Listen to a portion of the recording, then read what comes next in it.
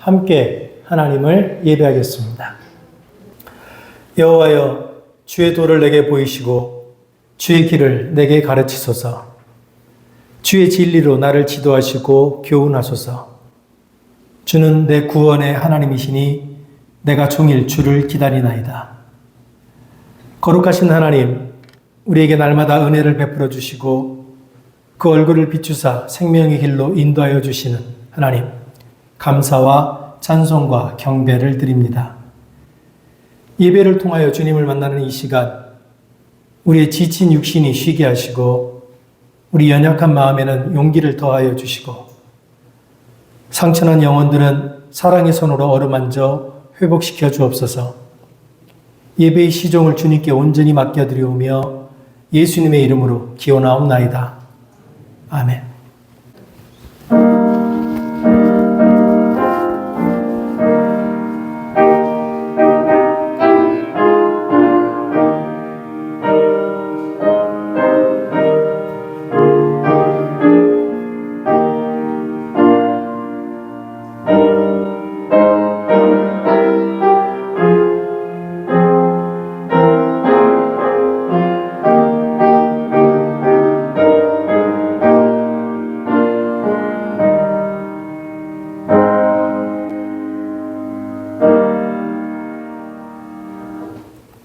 최계영 집사께서 기도하실 때 다 함께 기도하겠습니다.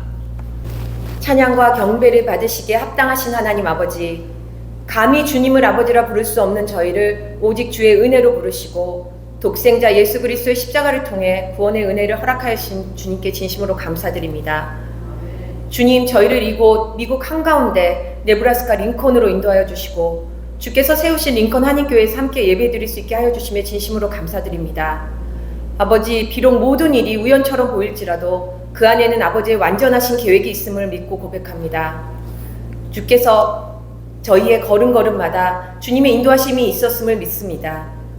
아버지, 저희 비록 작은 공동체이지만 서로를 돌아보고 위로하고 기도와 축복으로 세워갈 수 있는 공동체가 되게 하여 주시옵소서. 주님, 우리 가운데는 육체의 연약함으로 고통받는 분들도 계시고 불안과 걱정 속에 있는 분들, 경제적인 어려움과 불확실한 미래로 힘겨운 분들도 있습니다. 저희는 서로의 모든 형편을 속속들이 다 알 수는 없지만 주님께서는 우리의 한숨, 눈물 한 방울까지도 아시고 함께 하시니 감사드립니다. 주님, 우리가 우리 자신의 부족함과 연약함을 바라보며 그 자리에 주저앉아 낙심하지 않게 하시고 모든 것을 아시고 인도하시는 주님만 바라보고 다시 일어나 소망 가운데 걸어갈 수 있게 하여 주시옵소서. 이 예배의 시간이 주님의 응답과 위로를 경험하는 은혜의 시간이 되게 하시고 오늘 말씀을 전하시는 귀한 주의 종 박경은 목사님을 주님의 의로운 오른손으로 붙들어 주시며 성령의 권능으로 입혀주셔서 선포되는 말씀이 저희의 마음과 삶을 변화시키는 그런 시간이 되게 하여 주시옵소서. 예배의 모든 순서를 주님께 의탁합니다. 주님만이 홀로 영광 받아주시고 이 시간이 우리 모두에게 불확실하고 불안한 이 세상 속에서도 한 주를 살아갈 수 있는 힘과 위로가 될 수 있게 하여 주시옵소서. 이 모든 말씀을 살아계신 우리 주 예수 그리스도의 이름으로 간절히 기도드립니다. 이 시간 우리에게 주시는 말씀 요한복음 17장 14절로 18절의 말씀입니다. 내가 아버지의 말씀을 그들에게 주었사오매 세상이 그들을 미워하였사오니 이는 내가 세상에 속하지 아니한 같이 그들도 세상에 속하지 아니함으로 인함이니이다.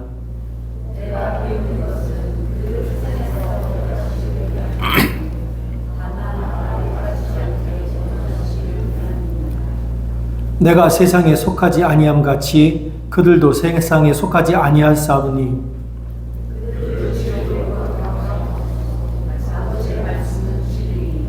함께 있습니다. 아버지께서 나를 세상에 보내신 것 같이 나도 그들을 세상에 보내었고. 아멘.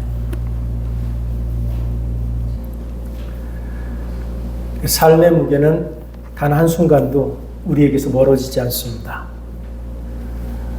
우리가 살아가고 있는 이 세상에서는 우리가 온전히 한 인간으로 대접받기 위해서는 성공해야 하고 인정받는 사람이 되어야 합니다.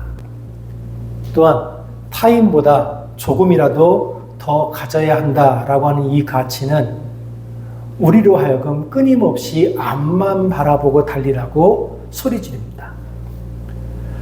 우리가 성공을 꿈꾸고 인정받으려고 애쓰고 더 많이 소유하려고 노력하는 이유는 세상의 그 어떤 것에도 구속되지 않는 무한한 자유를 누리고자 하는 욕망 때문입니다.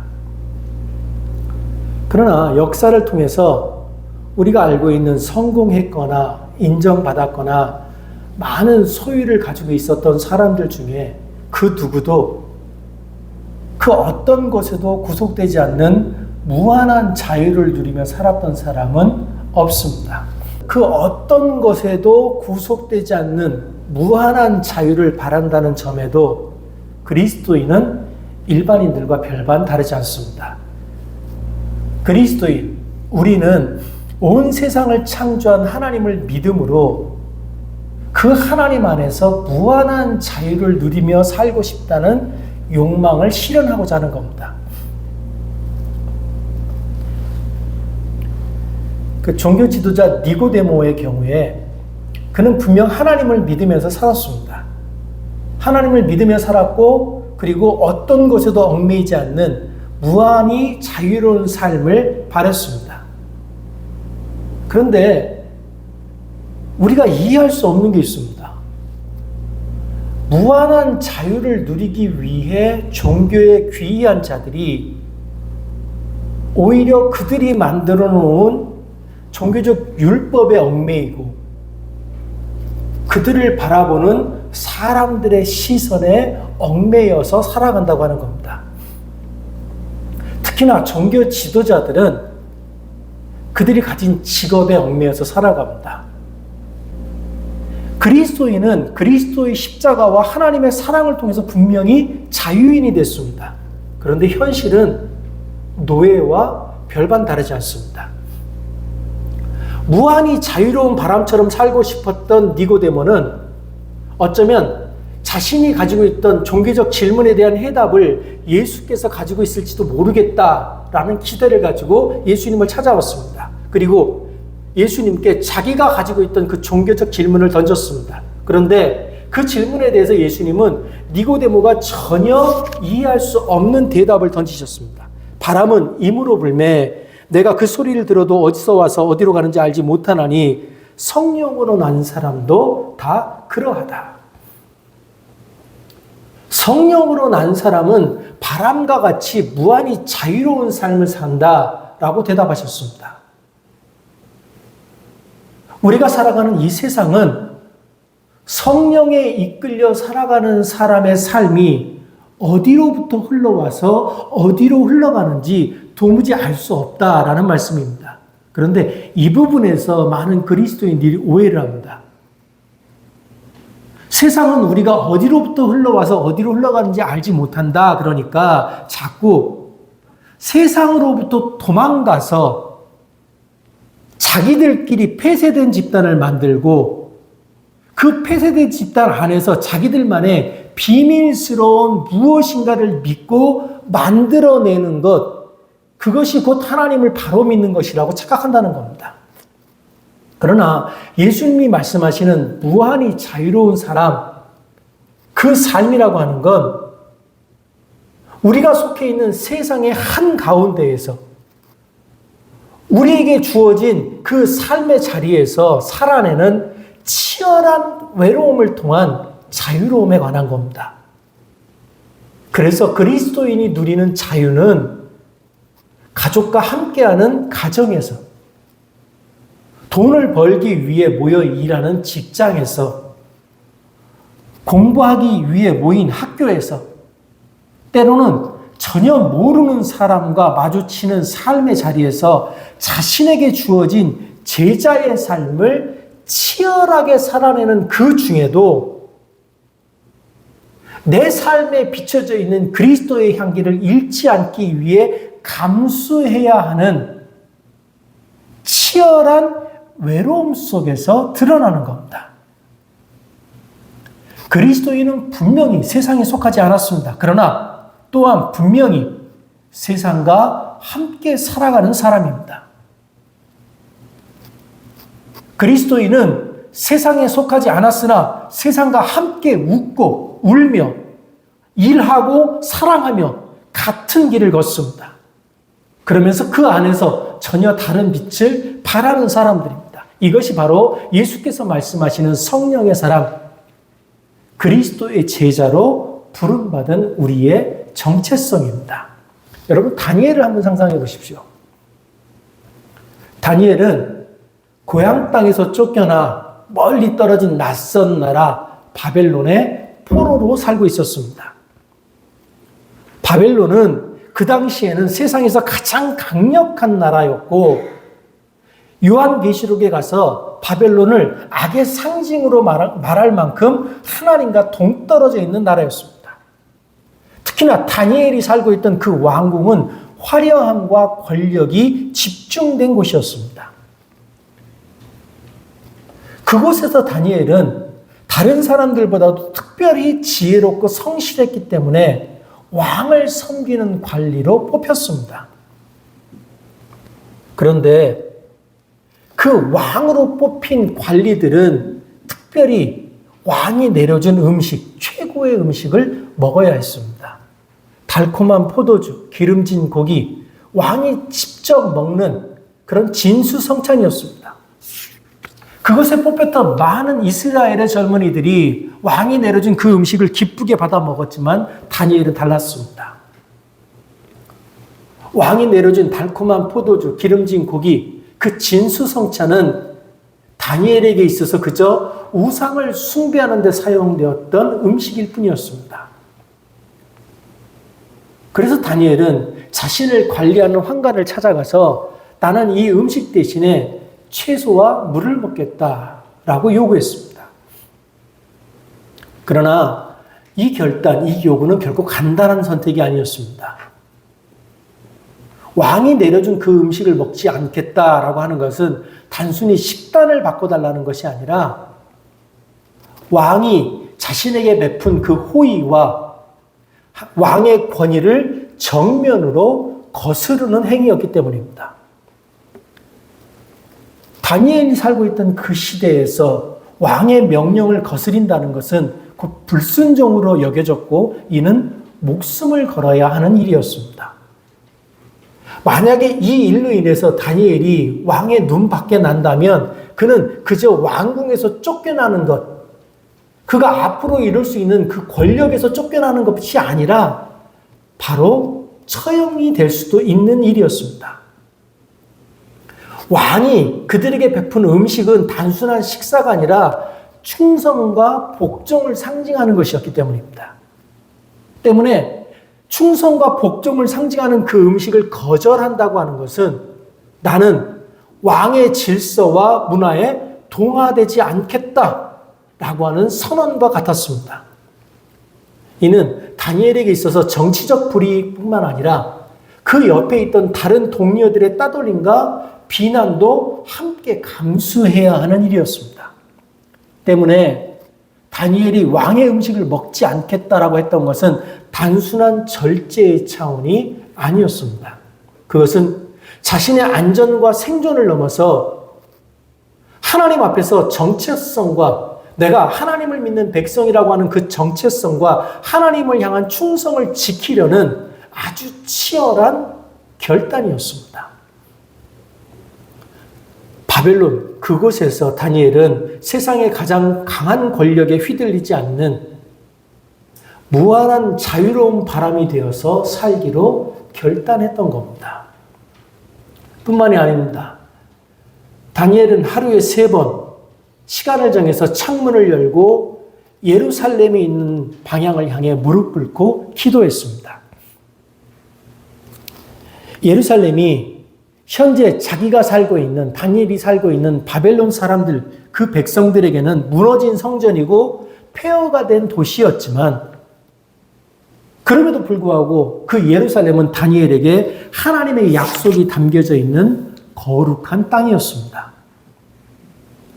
그러나 다니엘을 알고 있었던 그 어떤 누구도 다니엘의 이런 행동을 이해할 수 없었습니다. 왜냐하면 바벨론에 살아가는 사람들의 눈에 다니엘의 하나님은 보이지 않았습니다. 바벨론 백성들이 생각하기에 다니엘이 섬기는 그 하나님은 자기 백성이 망해서 포로로 끌려갈 때 아무것도 하지 못하는 무능한 존재였습니다.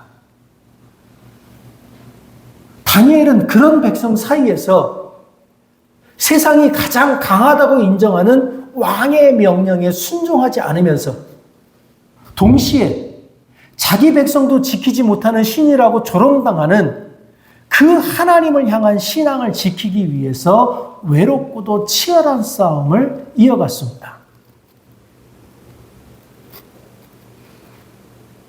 결코 누구도 다니엘의 삶을 이해할 수 없었고, 특히나 그의 삶을 시기하던 자들은 왕을 속여서 다니엘을 죽일 계략을 꾸몄습니다. 그들은 왕에게 가서 이렇게 말합니다. 오직 왕에게만 절하고 그 외에 다른 어떤 존재에게도 절하지 말라라는 칙령을 내려달라고 요구했습니다. 그리고 왕은 아무 생각 없이 그 칙령에 동의했습니다. 다니엘은 왕의 가장 측근에서 왕을 섬기던 사람이기 때문에 그 칙령이 의미하는 바가 무엇인지 누구보다도 잘 알고 있었습니다. 그럼에도 불구하고 그는 기도를 멈추지 않았습니다.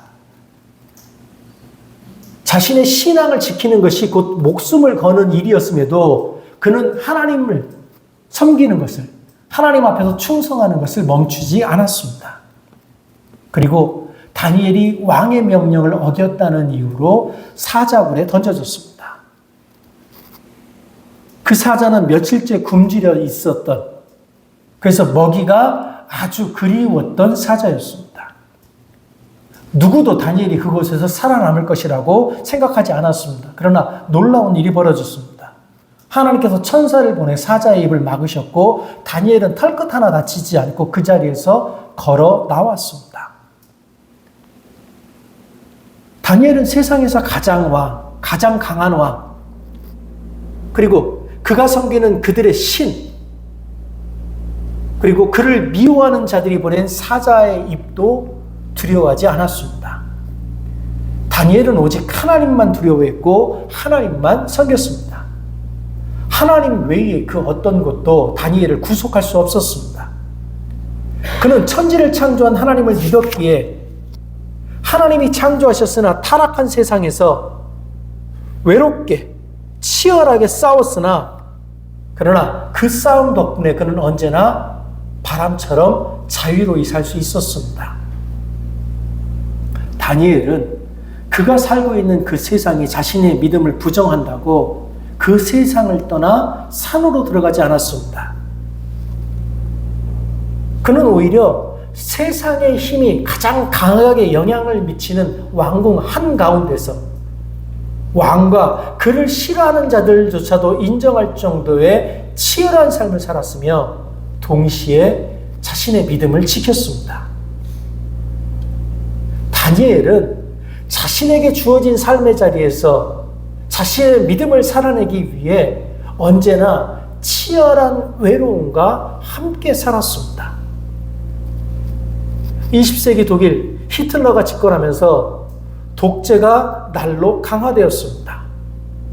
언론은 침묵했고 거리는 두려움으로 가득했습니다.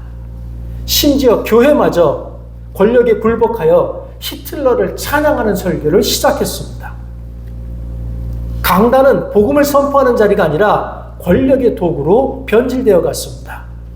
바로 그때 젊은 신학자 그리고 목사였던 디트리 보네퍼가 이렇게 말했습니다. 그리스도인은 세상 속에서 하나님 앞에 책임지는 존재다.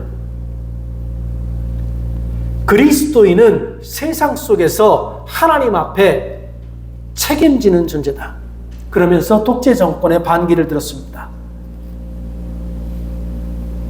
뿐만 아니라 전쟁을 일으킨 그 히틀러를 죽이는 암살 음모에 가담합니다. 그러나 그 음모는 실패했습니다.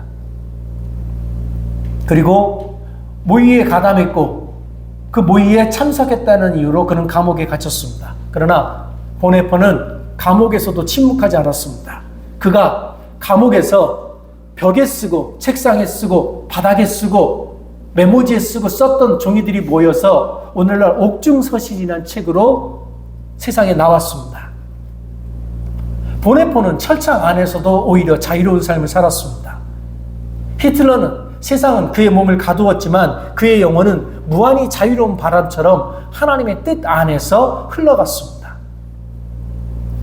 1945년 4월 전쟁이 끝나기 며칠 전 결국 그는 사형 선고를 받았습니다. 독일의 작은 수용소에서 교회 교수들을 향해 걸어가던 그 새벽,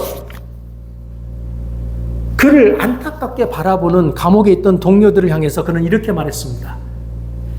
이것이 끝이 아니라 나의 새로운 삶의 시작입니다. 잠시 후 교수들의 의자가 걷어차여졌고 그의 생명은 세상에서 꺼졌습니다. 그가 죽어간 그 순간 세상의 권력은 승리한 것처럼 보였으나 실제로는 패배했습니다. 본회포의 죽음은 침묵이 아니라 외침이 되었고 그의 죽음은 사라짐이 아니라 살아있는 증언이 되었습니다. 우리는 본회포를 통해서 세상 한복판에서 하나님께 속한 자유를 지킨다는 것은 때로는 목숨을 걸어야 하는 아주 치열한 외로운 길이라고 하는 것을 발견합니다. 그러나 그 외로움은 결코 헛되지 않습니다. 그것은 오늘까지 교회를 깨우는 불꽃이 되었고 세속의 권력조차 꺾을 수 없는 하늘의 자유를 증언하는 삶이 되었습니다. 악마의 시선에서 신앙인의 삶을 풍자적으로 드러내는, 그러면서 우리에게 깊은 깨달음을 주는 C.S. 루이스가 쓴 스크루테이프의 편지라고 하는 책이 있습니다. 이 스크루테이프의 편지라는 책은 고참 악마인 스크루테이프가 자신의 조카 악마인 워무드에게 편지를 쓰면서 어떻게 해야 인간을 무너뜨릴 수 있는지 그 방법을 가르쳐주는 책입니다. 그런데 이 스크루테이프가 그 자신의 조카에게 그리스도인들이 하나님으로부터 멀어지게 하기 위해서 가르쳐주는 방법은 우리가 흔히 생각하는 것처럼 거대한 악이나 극적인 유혹이 아니라 아주 작고 소소한 것들입니다. 그는 이렇게 말합니다. 사소한 일상의 습관을 조금씩 바꿔라.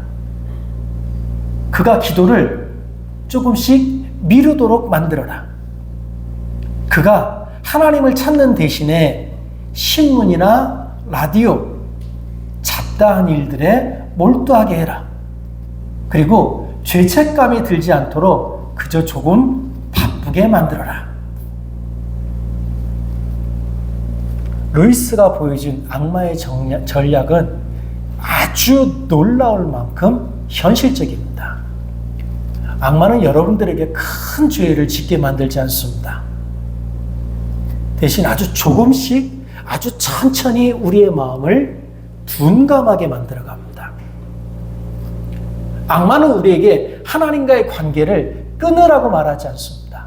대신 조금씩 하나님과의 관계를 뒤로 미루게 하고 아주 작은 타협을 당연하게 여기게 하고 결국은 믿음을 형식과 껍데기로만 남게 만듭니다. 이것이 스크루테이프의 편지가 우리에게 주는 통찰입니다. 우리의 신앙을 위협하는 것은 사자의 굴과 같은 극적인 위협만이 아닙니다.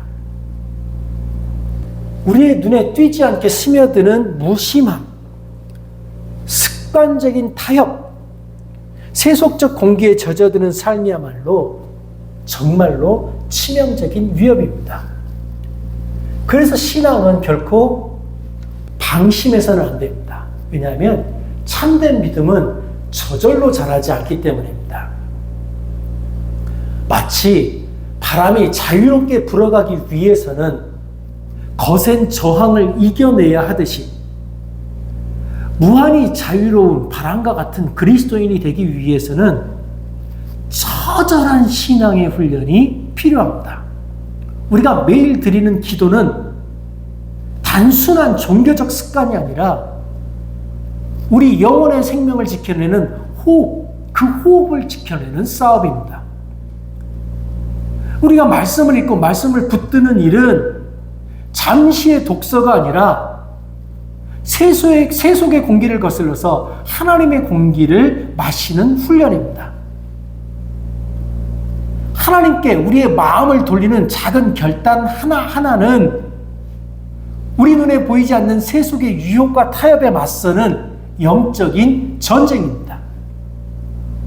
우리 주변에 있는 사람들은 그런 믿음의 훈련에 매달리는 우리를 향해서 뭐 그걸 굳이 그렇게까지 할 필요가 있느냐 라면서 비아냥거립니다.